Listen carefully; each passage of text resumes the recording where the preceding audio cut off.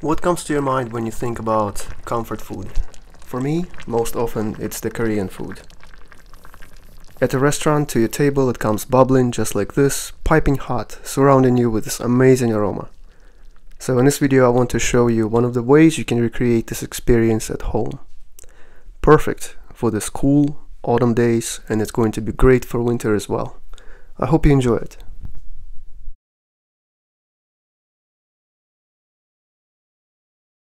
Hi, and welcome to my channel, No Chefs here. This dish is super easy to make, but before I begin, I do need to get a couple of main ingredients. So join me, let's go to a local grocery store and I'll show you what I bought.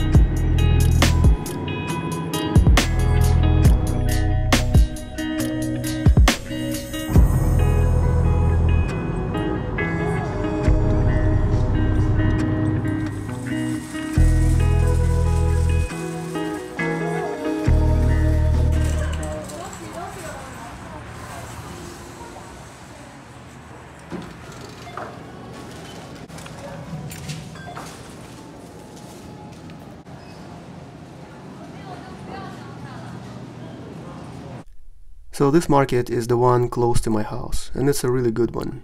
It has you pretty well covered in terms of anything you're looking for. I went and got this big green onion, but you don't have to use it. You can of course use just a few regular green onions.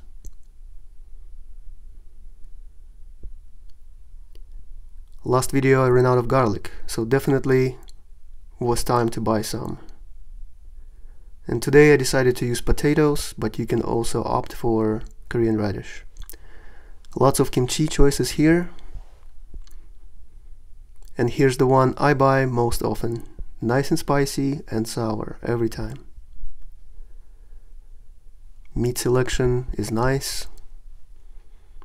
Of course, I am buying these short ribs, conveniently cut.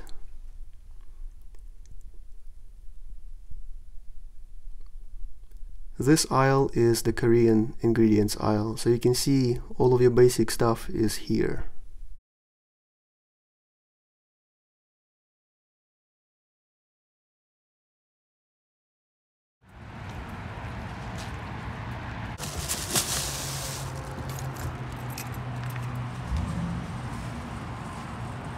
So the very first thing I want is to try this kimchi. You absolutely have to have sour kimchi for this. And if you make your own, congratulations. But this brand, not sponsored. This brand, Dongwon. This brand, sorry, now you can see. Dongwon never disappoints. The other trick, if your kimchi is not sour enough, you can add vinegar. Oh, beautiful.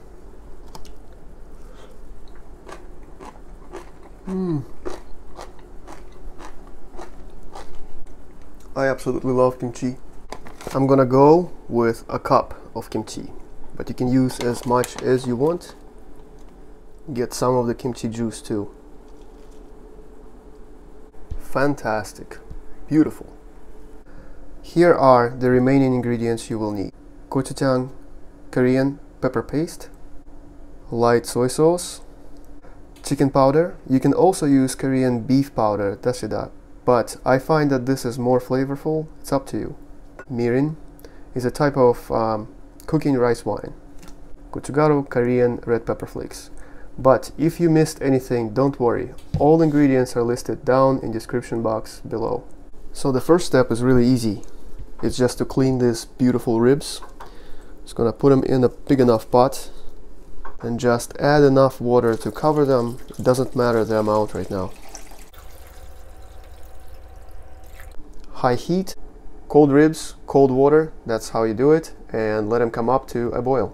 Check out all the stuff that comes off of them. So once the water is boiling, cover, reduce heat to simmer and set timer for 10 minutes. So after 10 minutes we've got this. Go ahead and rinse it really well. Alright, and just set them aside for now. Give this pot a rinse as well. Starting with this beautiful onion.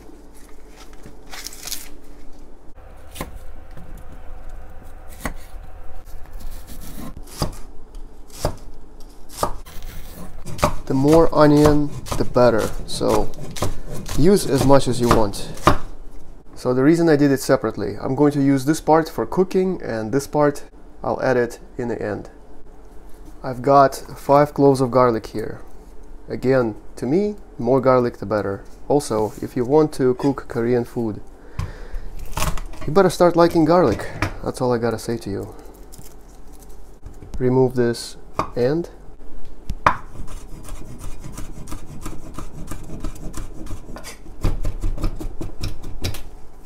So for this particular dish, I really like when garlic is in larger pieces.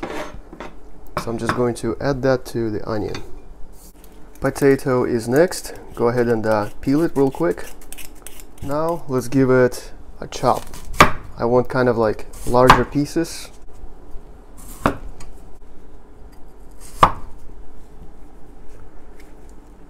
Kind of like this. Get yourselves a cold water so that the potato doesn't lose color while you work on everything else. Let's make a braising paste. So here is Gochugaru. It's about 1 tablespoon. Into there, adding this beautiful Gochujang. Oh my gosh, always like this. Anyway, struggles. A tablespoon of mirin. Tablespoon of soy sauce.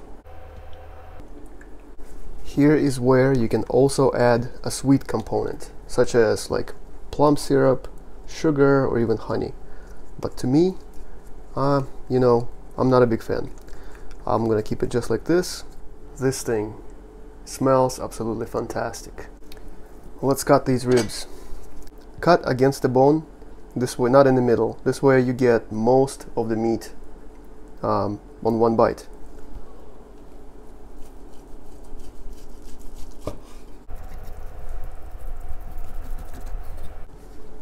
Look at this, so nice. It is time to cook. Get yourself a clean pot, high heat, like a tablespoon of non-flavor cooking oil. And when that seems hot enough, onion and garlic. Flavor this oil very nicely, but by all means I'm not trying to brown the garlic and onion. Which means kimchi goes in next.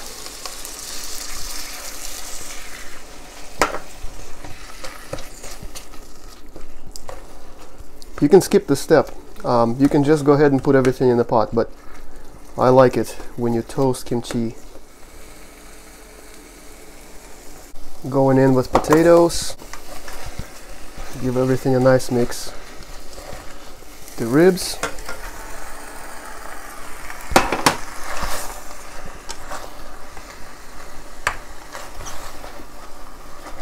This time you need to measure how much water you add.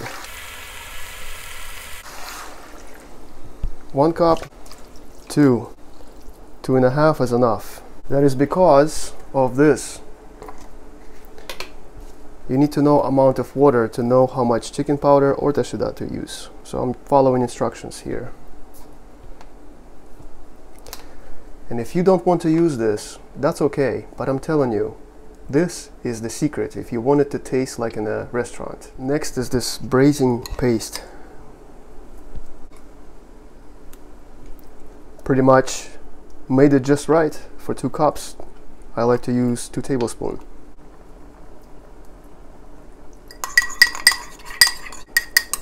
As little waste as possible. So when it comes to a boil, cover. Heat is low medium to simmer. Total simmering time is 1 hour. Oh man. Look how amazing this looks, okay? Meat. Okay, tender. Potato, definitely done.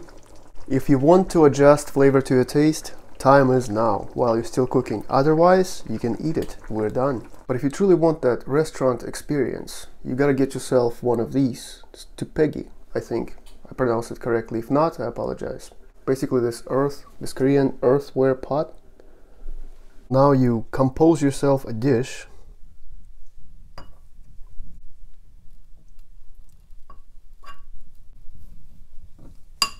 Broth. That reserved onion I have. It takes a while on the electric stove. It sucks, but you can still work with it. Taste test time. Check it out.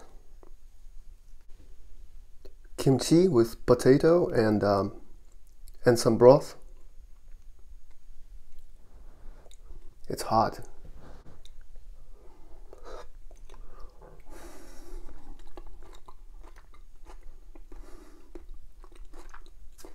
It's so freaking delicious.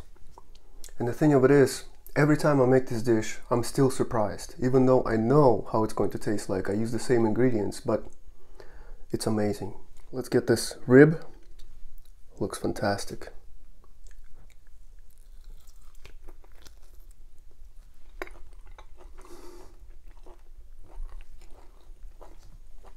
This is the kind of food that just makes me so happy. Well, this concludes today's comfort food episode. I hope you enjoyed it. Thank you so much for watching. Until next time, you know I wish you nothing but the best. Bye.